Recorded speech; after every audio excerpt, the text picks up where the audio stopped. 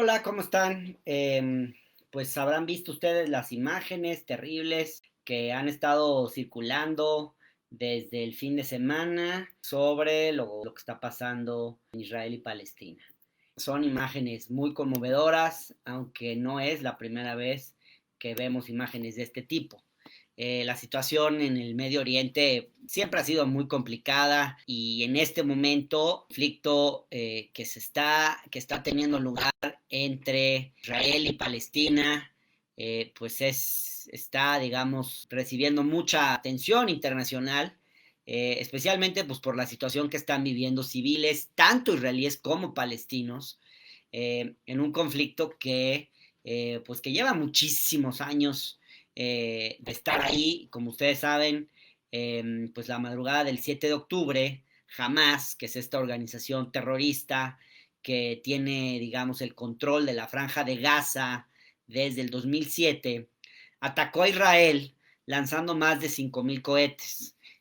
Fue un suceso, digamos, que tomó completamente por sorpresa al gobierno israelí y que la inteligencia de los israelíes, que suele ser muy sofisticada, no lo logró prevenir. Y pues desde entonces el conflicto ha ido escalando y lo que ahora estamos viendo es una defensiva israelí cada vez más fuerte, digamos, que ya pasó, digamos, a la ofensiva y que no sabemos hasta dónde va a llegar porque este acto de Hamas no fue menor, fue un acto, pues obviamente que debemos condenar independientemente, porque hay que condenar cualquier forma de violencia y hay que condenar sobre todo la violencia que viene de los grupos extremistas, de un lado y del otro, diría yo. Creo que no hay que tener ahí, digamos, lecturas parciales. Bueno, como es sabido, las tensiones entre Israel y Palestina pues datan de hace muchísimos años, probablemente un siglo desde que se ocupó Palestina y luego pues en 1940 y pico, ya cuando las Naciones Unidas emiten una resolución para el conflicto que establece la división del territorio a partir de una premisa de dos estados para dos pueblos, que bueno, que ha sido una premisa pues que no se ha respetado y que ha sido violada en innumerables ocasiones por un bando que no reconoce la existencia del otro y otro bando que no reconoce la existencia igual tampoco, ¿no? O sea, tanto el bando israelí extremo que no reconoce la existencia de Palestina y que cree que Israel debería ocupar todo el territorio, como el bando palestino que niega la existencia del Estado de Israel. Y bueno, estas posturas sabemos que son absolutamente inviables y que con posturas así ese conflicto nunca se va a resolver. Es un conflicto muy antiguo, muy complejo, muy difícil de entender, que tiene muchas aristas. Yo estoy evidentemente muy lejos de comprenderlo y de ser un experto en el tema.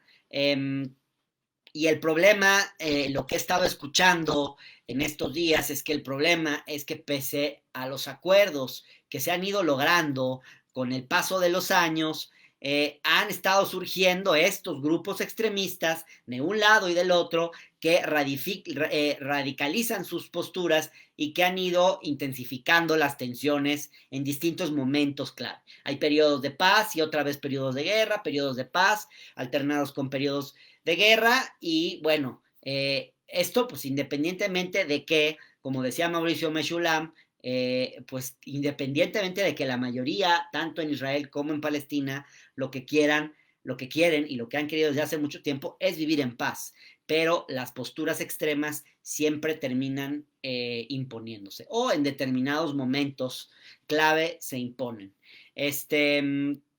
Bueno, yo quiero decirles que no, como les decía, no es mi especialidad. Medio Oriente, siempre yo me especialicé mucho más como internacionalista en América Latina, pero estuve en Israel unos 10 días, por ahí de octubre de 2019. Y bueno, me puse a leer, me puse a investigar un poco, a platicar con gente. Y bueno, y escribí algunos artículos en el Universal que igual les recomiendo que le echen un ojo si quieren adentrarse a este tema, porque pues es una lectura sencilla, no muy especializada ni clavada en el tema, pero son dos textos, uno se llama De Ruta por Israel y otro se llama Entre Israel y Palestina. Bueno, en este texto de Ruta por Israel yo cuento un poco cómo fue mi viaje por allá y cómo me impresionó mucho al llegar a Tel Aviv. Pues es una ciudad que prácticamente tú no puedes creer que estás en Medio Oriente. Es como, a veces da la impresión de estar como en una ciudad europea, donde se respira un ambiente de libertad, que, insisto, te cuesta mucho pensar que estás en Medio Oriente. Los cafés, los bares, la fiesta que hay, pero incluso también celebraciones como la marcha gay que se hace en Tel Aviv, pues tienen unas características, pues que sí de repente dices, es que estoy en un oasis en medio del Medio Oriente, ¿no? Ahora, no deja de llamar la atención que todas esas personas, pues que trabajan, consumen o se divierten ahí, pues puedan vivir una existencia normal en circunstancias tan anormales, porque la situación de Israel siempre ha sido muy extraña, muy anormal. Yo creo que ellos viven en un conflicto permanente, un conflicto que lleva más de 100 años y que no tiene perspectivas de solución. Entonces, imagínense lo que es vivir en un lugar así y tratar de llevar una vida normal. Entonces, pues Israel vive y siempre creo que ha vivido en algo como muy parecido a un estado de guerra. Hoy Israel pues es una potencia, es punta de innovación tecnológica a nivel mundial, es un ejemplo de disciplina, de dedicación, de trabajo, muy admirable, la verdad. Yo creo que cuando uno va a Israel se admira mucho de eso. No deja de resultar, insisto, algo muy sorprendente la manera en que en poco tiempo los israelíes levantaron un país en medio del desierto y lo hicieron en las condiciones más adversas posible, teniendo a todas las naciones de alrededor en contra. Bueno, con el apoyo de Estados Unidos y de países europeos también, ¿no? Es cierto. Pero Israel es también, decía yo en este texto que escribí en el Universal ahí en octubre de 2019, es también un estado inevitablemente definido por la ocupación militar colonialista, por la prepotencia, es un estado caracterizado por su prepotencia, por la intimidación, y es percibido por muchos, incluso por parte de sus propios ciudadanos, como una entidad criminal que practica la limpieza étnica y el apartheid. Y hay un sector de la sociedad israelí que por mucho tiempo se ha opuesto a esto que Israel le ha hecho a los palestinos y a los pueblos vecinos. En medio de una de las regiones más peligrosas del mundo, los israelíes viven en permanente estado de guerra. Y eso cuando estás ahí lo palpas. Están constantemente amenazados y permanentemente amenazando a otros. Entonces no es tan extraño esto que estamos viendo ahora, salvo quizás por la fuerza de este atentado de Hamas que no se esperaba en este momento. No es casual que en un contexto así como el que se vive en Israel, donde el miedo es permanente, el apoyo a expresiones políticas ultraconservadores o ultraderechistas sea tan fuerte. Benjamín Netanyahu, que está al frente de una coalición derechista, pues es el primer ministro que más tiempo ha estado en el cargo y todo parece indicar que la más reciente elección, pues no sé qué vaya a pasar en las próximas elecciones. Nunca antes había estado yo personalmente, escribía eso también, en un lugar en el que existiera tal sensación de incertidumbre sobre el dominio de su propio territorio. O sea, me decía, por ejemplo, un chavo de 26 años que yo lo veía y pues, un chavo progresista, etcétera, ¿no? Joven, pero me decía, hoy nosotros ocupamos este espacio, pero yo no sé si en los próximos 20 años estaremos aquí. Aquí cualquier cosa puede pasar. Imagínense vivir con esa sensación de que no está claro tus territorios y además con un Estado que siempre está avanzando sobre los territorios palestinos y ese ha sido en gran parte el problema. Ahorita hablamos de eso. Evidentemente, digamos, vivir en paz es imposible en un país cuando los ciudadanos no tienen siquiera ellos mismos certeza de sus propias fronteras. Y quizás por eso, por ejemplo, una encuesta que se realizó en 2016 mostraba, por ejemplo, que 82% de los israelíes creen que no hay oportunidades para alcanzar un acuerdo de paz con los palestinos. Yo no sé cuál sea el porcentaje hoy, este es un dato ya de hace muchos años. La presencia militar, digamos, en la sociedad israelí es un hecho cotidiano y generalizado, que cuando tú estás allá te sorprendes porque uno no está acostumbrado a ver eso en las calles. En un país de 8 millones de habitantes, más o menos, las fuerzas de defensa de Israel pueden llegar a sumar hasta 750,000 elementos, imagínense ustedes, en tiempos de guerra, 750,000 elementos. Los ves en las calles, en los puntos de ingreso al territorio, vigilan permanentemente todos los movimientos de los palestinos. Hay una vigilancia de las fronteras impresionante, o sea, cuando tú entras a Israel y sales de Israel, en ningún lado en mi vida me habían revisado tanto. Te hacen 1000 preguntas, es muy incómodo realmente. En esa sociedad militarizada, el gran número de militares profesionales se ve además suplementado por el servicio militar, al cual están obligados a efectuar la mayor parte de los jóvenes. Para los hombres, digamos, son casi 3 años de servicio militar y las mujeres también hacen un servicio militar de 2 años.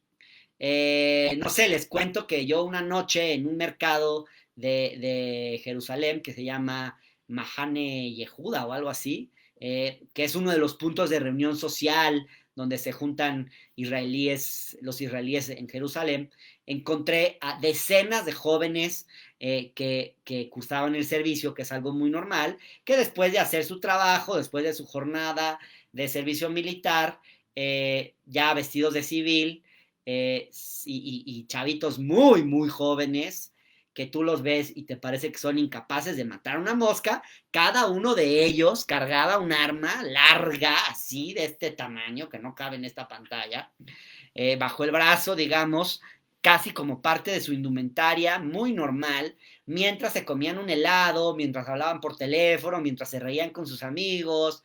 Y a mí esa escena me impresionó muchísimo, ¿no? Porque es como si esto se tratara de lo más normal del mundo. Bueno, la gente que conoce bien Israel está muy acostumbrada a eso, pero si tú no has estado en Israel y de repente te acercas y ves eso, es muy impresionante. Esta imagen a mí me pareció, pues yo diría, lo más alejado a un país civilizado, ¿no? O sea, que los chavos jóvenes anden con armas de ese tamaño por las calles, pero pues la gente pasaba por ahí y le parecía lo más normal, nadie los volteaba a ver, ¿no?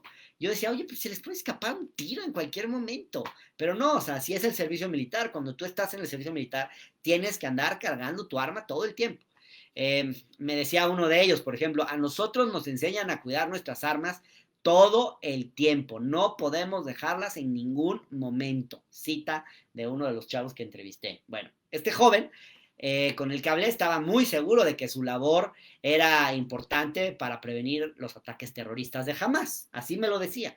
Algo en particular que a mí me llamó la atención de esta visita que tuve en el 2019, que al igual que otros israelíes, este chico, por ejemplo, con el que hablé, nunca había estado del otro lado del muro, que es ahí cerquititita. O sea, el muro que separa Israel de Cisjordania. Nunca había estado del otro lado. Y esto es porque el gobierno israelí no les permite a sus ciudadanos, por lo general, cruzar al otro lado, supuestamente por razones de seguridad. Quién sabe cuáles sean las razones, ¿no? Pero a mí se me hace rarísimo eso. Eh, Obviamente no me sorprendió pues, que ese joven fuese incapaz de mostrar cualquier atisbo de empatía frente a la situación de los palestinos, porque si a ti ni siquiera te dejan cruzar del otro lado a conocer, a ver, pues cómo vas a ser empático, cómo te vas a dar cuenta de las cosas que Israel le hace a la sociedad palestina, la forma en la que la ha juzgado durante tanto tiempo, si tú como ciudadano israelí no tienes esa libertad para cruzar. No sé si ahora haya cambiado, pero así era por lo menos cuando yo estuve allá. Y bueno, escribí también otro texto en ese viaje. A mí me gusta mucho escribir crónicas de viajes cuando voy a algún lado, es un género que me gusta mucho. Y escribí también sobre un texto que se titula Entre Israel y Palestina. Y ahí hablaba, bueno, entre otras cosas, de que cómo de la mano de un guía, un defensor de la causa palestina, atravesé el gran muro, digamos, que es el que divide Israel de Cisjordania. O sea, no nada más estuve en Israel, yo sí pude cruzar al otro lado. Y bueno, este muro es una edificación aún inconclusa, no está en todo el territorio, es una edificación que, por lo menos en ese momento que yo fui, según los israelíes, bueno, comenzó a construirse por razones de seguridad para prevenir ataques terroristas, aunque los palestinos obviamente viven ese muro como una barrera segregacionista y una forma de apartheid que recuerda, digamos, un poco o podría recordar la situación que enfrentaban los judíos previo al Holocausto, que vivían en guetos, ¿no? El gran drama, el drama pasado y presente de los palestinos, aparece, digamos, aparecía en cada momento de nuestro recorrido, ¿no? Es la historia de un pueblo que se quedó sin patria, que fue desplazado de sus lugares de origen y donde hoy, todavía 7 décadas después, algunos viven en campos de refugiados. Se calculaba en ese momento que había unos 70 campos de refugiados en total.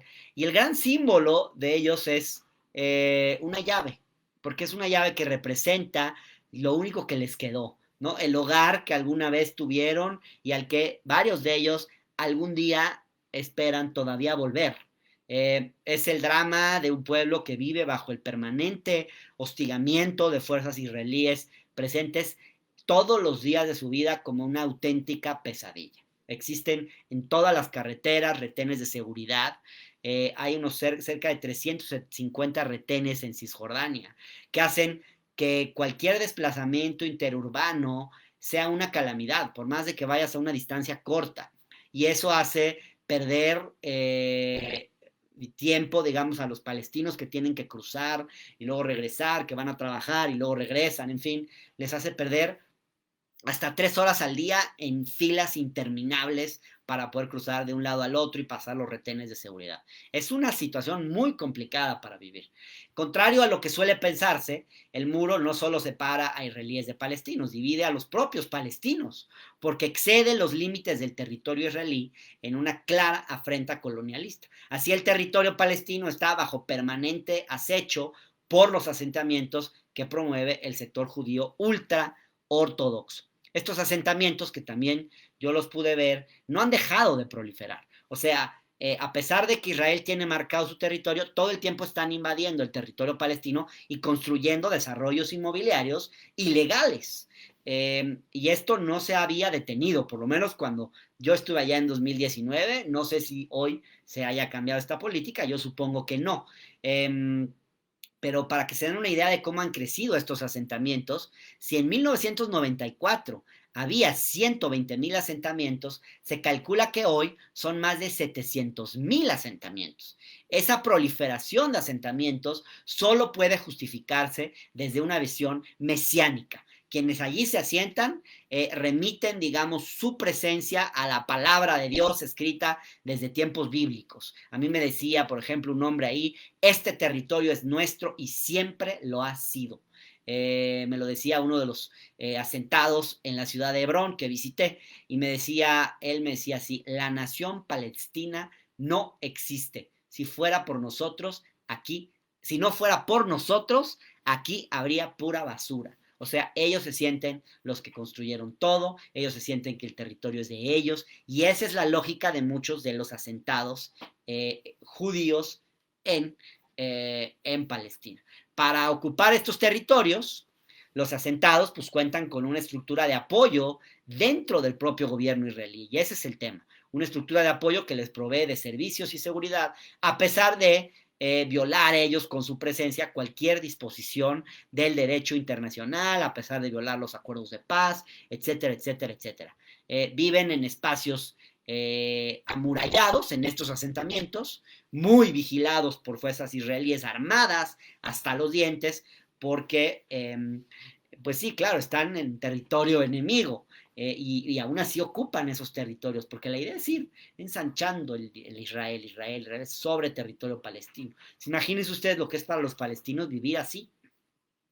Este proyecto, digamos, es de lo más perverso porque se les otorgan facilidades a judíos israelíes o de cualquier país del mundo, vienen de Rusia, por ejemplo, como la nacionalidad judía se puede reclamar por religión, la nacionalidad israelí, perdón, por religión tú puedes reclamar el pasaporte israelí, pues gente de otros países viene a vivir y a ocupar, a instalarse en esos asentamientos y hay quienes dentro de Israel promueven esa política. Entonces, pues lo que buscan es establecerse en la zona para avanzar poco a poco y apoderarse de los territorios que fueron otorgados a los palestinos en el plan de partición de Naciones Unidas de 1947. Para hacer realidad este proyecto, digamos que es el proyecto de la derecha israelí, que utiliza la religión como un arma política, se ha creado en los territorios palestinos un régimen de facto que recuerda una discriminación propia de los regímenes de segregación racial. 50 leyes, hay 50 leyes que discriminan a los palestinos, quienes no tienen plenos derechos políticos y padecen servicios públicos de segunda, racionamiento de agua, avenidas por las que no pueden transitar, supermercados a los que no pueden entrar, autobuses en los que no pueden subirse por estar reservados a los asentados, por ejemplo. Hay autobuses en los que un palestino no se puede subir en su propio país porque pertenecen a los judíos asentados ahí.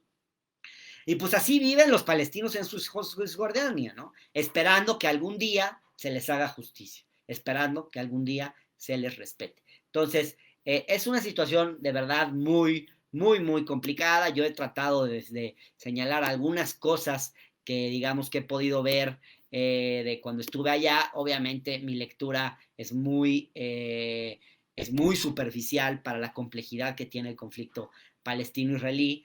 Pero bueno, esto que sucedió recientemente, hay que decir que, bueno, tomó por sorpresa a Israel y a su inteligencia militar interna, que estaba muy atenta a temas de política interna, a la división que ha ocasionado el gobierno de Netanyahu, el gobierno de ultraderecha, y en esa rendija es que se coloca Hamas, que es un grupo extremista palestino. Bueno, y por otro lado, como dice Mauricio Meshulam, lo que vimos fue un ataque que implicó meses de planeación con un nivel de sofisticación que sugiere que jamás tuvo apoyo de la República Islámica de Irán, que es un enemigo histórico del Estado de Israel. Y esto, pues, que hasta el momento se ha tratado como una especulación, digamos, esta participación de Israel, ya parece estar siendo confirmada por un reportaje muy bien documentado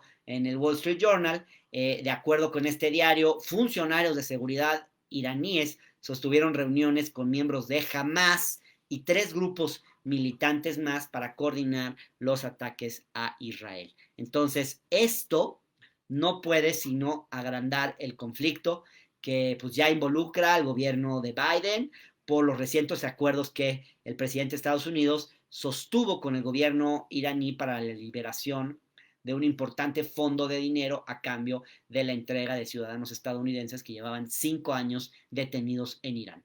El gobierno de Irán salió a desmentir esta versión, así como el secretario de Estado, Anthony Blinken, pero este precedente no deja de advertir un riesgo de guerra aún mayor en Medio Oriente e intensifica el ataque de republicanos a Biden. Bueno, esto es una guerra. Aquí yo sí creo que hay que decir que no hay un bando bueno y un bando malo.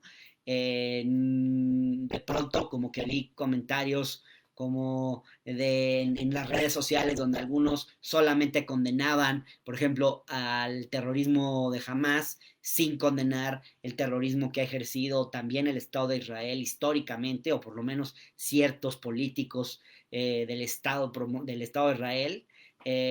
O por otro lado, algunos que solamente de pronto se van a condenar las acciones colonialistas del Estado de Israel y soslayan o justifican la violencia por parte de Hamas. No, no y no. O sea, la violencia no puede ser ni método ni fin, pero lo importante es decir, creo yo, que aquí hay muchas víctimas inocentes en ambos lados, tanto en el lado israelí como en el lado palestino, y hay un enemigo muy peligroso que es el extremismo, tanto el extremismo palestino como el extremismo israelí. Y tan condenables son los ataques de Hamas como la respuesta aún mayor que ya estamos viendo por parte de Israel, que empezó con bombas y misiles y ahora ya va con incursiones terrestres y el bloqueo total a Gaza.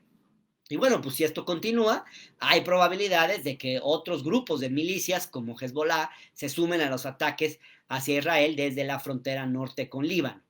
No por nada, el gobierno de Netanyahu ya comenzó el desalojo de la zona. Bueno, pues la zona es un polvorín y ahora sí que cualquier cosa puede encender aún más este conflicto. Hay que estar muy alertas de lo que pueda pasar. Medio Oriente siempre es una zona muy delicada. Lo que pasa en Medio Oriente nos afecta a todos. Influye directamente en la política interna, yo diría, de Estados Unidos por el peso que tiene obviamente el lobby israelí y porque Israel es un gran aliado de Estados Unidos.